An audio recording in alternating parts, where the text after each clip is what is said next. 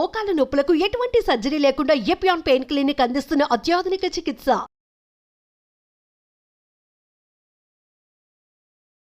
Hello viewers, welcome to Suman TV. ప్రస్తుతం మనతో పాటు ఉన్నారు ఆర్థోపెడిక్ సర్జన్ డాక్టర్ హితేష్ గారు. సో సార్ తో మాట్లాడి ఆర్థోపెడిక్ అంటే మన మోకాల సమస్యల గురించి మరికొన్ని విషయాలు అడిగి తెలుసుకుందాం. నమస్తే సార్. నమస్కారం సార్, మోకాల నొప్పులు అంటే నార్మల్ గా నేను ఏమంటాను 50s 70s వీళ్ళకి ఎక్కువగా వచ్చేవి. సో గుజ్జు అరిగిపోవడము, సో మోకాళ్ళ నొప్పి అని చెప్పేసి నడవలేకపోవడం ఇలా ఉండేది. బట్ ఇప్పుడు కొంచెం టీనేజ్ పైబడిన వాళ్ళకి వీళ్ళకి కూడా వస్తున్నాయి. అంటే ఈ మోకాల నొప్పులు ఇద్దరివి ఒకటే విధంగా ఉంటాయా? అంటే ఓల్డ్ ఏజ్ వాళ్ళకి అండ్ టీనేజ్ వాళ్ళకి ఇద్దరు ఒకటే విధంగా చెప్పుకోవచ్చు అంటారా? ఫస్ట్ థింగ్ అండి, అసలు మోకాళ్ళు నొప్పులు అనేది మోస్ట్ ఇంపార్టెంట్ రీజన్ మనం చూసేది అరుగుదల వల్ల. ఈ అరుగుదలనే మనం osteo arthritis of the knee అంటాం. ఈ ఆస్టియో ఆర్థరైటిస్ ఆర్ అరుగుదలకి సెవరల్ రీజన్స్ ఉన్నప్పుడుగా ఒక ఏజ్ లోనే రావాలని రూల్ లేదండి. ఎక్కువ శాతం మనం చూసే పేషెంట్లు 50-60 తర్వాత ఉన్నా కూడా 40-50 లోపల వాళ్ళకు కూడా చాలా మందికి ఆస్టియో ఆర్థరైటిస్ రావడానికి అవకాశం ఉంటుంది. వాళ్ళు తీసుకునే ఫుడ్ బట్టి, diet, life style, exercises and most important body weight బట్టి ఎప్పుడు వస్తుంది, ఎంత సివియర్గా వస్తుంది అనేది మారుతుంది. సో రూల్ అయితే లేదండి 60-70 తర్వాతే రావాలని. 30-40 ఇయర్స్ నుంచి కూడా ఆస్టియో ఆర్థరైటిస్ రావచ్చు. ఎస్పెషల్లీ వాళ్ళకి ఒబేసిటీ కాకుండా ఇంకేమైనా జబ్బులు ఉంటే బాడీలో, అంటే రెమటాయిడ్ ఆర్థరైటిస్, లేకపోతే లైఫ్ స్టైల్ డిసార్డర్స్, లేకపోతే ఇంతకు ముందు మోకాలకి ఏమైనా దెబ్బలు తగిలి ఫ్రాక్చర్లు తగిలి ఉన్నా కూడా వాటి వల్ల కూడా ఆస్టియో ఆర్థరైటిస్ వచ్చే అవకాశం ఇంకా పెరుగుతుంది. ఓకే, అంటే సార్ మోకాళ్ళ గుజ్జు అరిగిపోవడం అనేది కొంచెం ఏజ్ పైబడిన వాళ్ళలోనే చూస్తాము. కానీ మరి మీరు అన్నట్టు 30s 40s ఏజ్ ఉన్న వాళ్ళు హెల్దీగానే ఉంటారు, మరి ఎందుకు అంటారు? ఒకటండి, ఎక్కువ వెయిట్ ఉండడం. ఒబేసిటీ ఎంత ఎక్కువ ఉంటే బాడీ వెయిట్ అంత పెరుగుతుంది. బాడీ వెయిట్ ఎంత ఎక్కువ పెరిగితే మోకాల మీద పడే స్ట్రెస్సెస్ అంత పెరుగుతాయి. సెకండ్ థింగ్, బాడీ వెయిట్ ఒక్కటే పక్కన పెట్టినా థైస్ లో ఉన్న మజిల్ చాలా ఇంపార్టెంట్. థై మజిల్స్ ఎంత స్ట్రాంగ్ ఉంటే నీ మీద పడే స్ట్రెస్ అంత తగ్గుతుంది. కొందరు చాలా స్లిమ్ గానే ఉంటారు, బరువు ఎక్కువ ఉండరు, కానీ సఫిషియంట్ కండ లేకపోయినా థైస్ లో అబ్నార్మల్ స్ట్రెస్సెస్ పడుతుంటే నీలో, దాని వల్ల కూడా మోకాలు అరగడానికి అవకాశం ఉంటుంది. So younger age people who are not healthy lifestyle wise కానీ weight wise, who are not exercising sufficiently, వాళ్ళలో కూడా మనకు ఆస్టియో ఆర్థరైటిస్ వచ్చే అవకాశం ఉంది. తక్కువ శాతం, ఎక్కువ శాతం పెద్ద వయసులో వాళ్ళలో చూస్తాము. కొంతవరకు 50 లోపల వాళ్ళలో కూడా, ఎస్పెషలీ రీసెంట్ ఇయర్స్ లో since obesity is increasing, we are seeing osteo arthritis ఇంకా కామన్ గా చూస్తున్నాం. అంటే సార్, ఒబేసిటీ అనేది ఒక వాళ్ళ వెయిట్ కే ప్రాబ్లం కాదు, ప్రతి ఒక్క మన బాడీలో ప్రతి ఒక్క అవయవానికి డ్యామేజ్ అని చెప్పొచ్చు అంటారా? అంతేనండి. ఒబేసిటీ అనేది పేరుకి మీకు పొట్టలోనో నడుములోనో ఒక దగ్గర అక్యుములేట్ అయినా దాని వెయిట్ ఎఫెక్ట్స్, దాని మెటబాలిక్ ఎఫెక్ట్స్, దాని వల్ల కాజ్ అయ్యే గ్లూకోజ్ ఆర్ ఇన్సులిన్ రెసిస్టెన్స్, దీని వల్ల వచ్చే డయాబెటీస్, హైపర్ టెన్షన్, ఈ అన్ని సిస్టమ్స్ ఎఫెక్ట్ చేస్తాయి. అండ్ టోటల్ గా దాని వల్ల పెరుగుతున్న వెయిట్ వల్ల మోకాల అరుగుదల ఇంకా ఫాస్ట్ గా అవుతుంది. ఇంకోటి మీరు అర్థం చేసుకోవాల్సింది ఏంటంటే, బాడీలో ఫ్యాట్ ఎంత ఎక్కువ ఉంటే ఆ ఫ్యాట్ వల్ల అయ్యే ఇన్ఫ్లమేటరీ మీడియేటర్స్ అంత పెరుగుతాయి.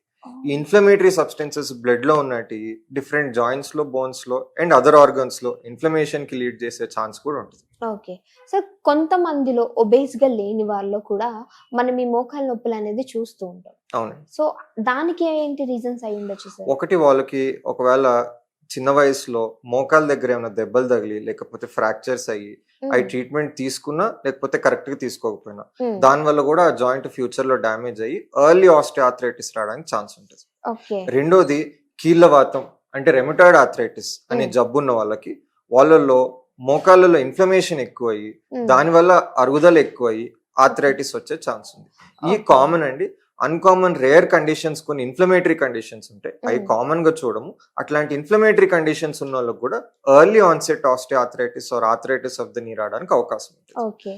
ఈ చాలా రేర్. మనకు మోస్ట్ గా మనం కామన్ గా చూసేది మాత్రం ఆస్టియో ఆర్థరైటిస్ ఆఫ్ ద నీ which is due to degeneration.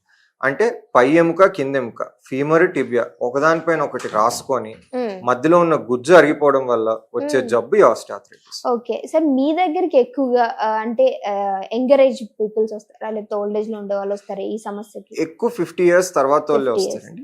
Rare గా లెస్ దెన్ 50 కూడా చూస్తాం. రేర్ గా చూస్తూ ఉంటాం. అంటే సార్ మీరేమంటారు, ఒకవేళ ఇలాంటి ప్రాబ్లమ్స్ ఉన్నప్పుడు మనం తీసుకోవాల్సిన డైట్ ఏదైనా కరెక్ట్ ఫార్మేషన్ లో ఉండాలి అంటారా?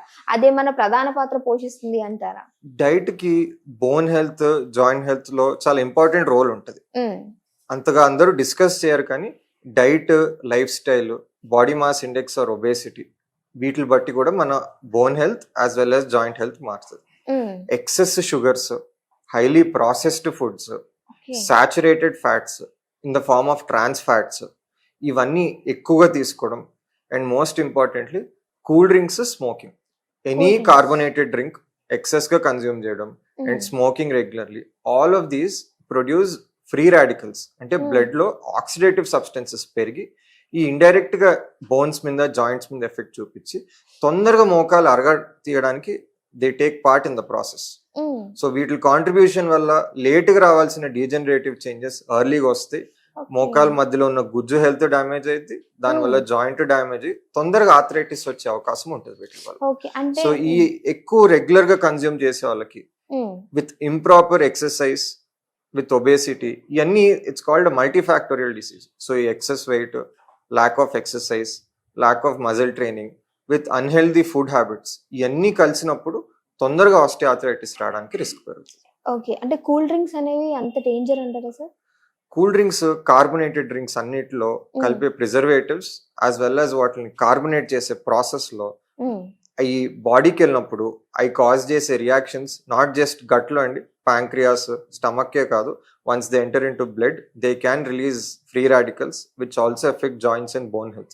Okay, bone health కి కార్బోనేటెడ్ డ్రింక్స్ కి చాలా పెద్ద అసోసియేషన్ ఉన్నట్టు రీసెంట్ గా రీసెర్చ్ లో తెలుస్తుంది. చాలా హామ్ ఉందని తెలుస్తుంది. సార్, మన ఇంట్లో దొరికే న్యాచురల్ గా ఏమైనా ఐటమ్స్ తోటి మనము దీనికి సంబంధించినట్టు ఏమైనా ప్రిపేర్ చేసుకోవచ్చు అంటారా? మనం ఏమైనా చేంజెస్ చేసుకుంటూ?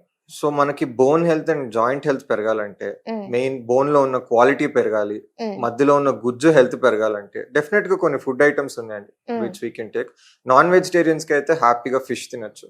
ఫిష్ లో ఉండే omega fatty acids are very helpful to protect from free radicals as well as to improve bone health. ఈ కాకుండా daily egg in the form of egg white తీసుకోవడం is very beneficial. You can have 4 to 5 egg whites a day comfortably.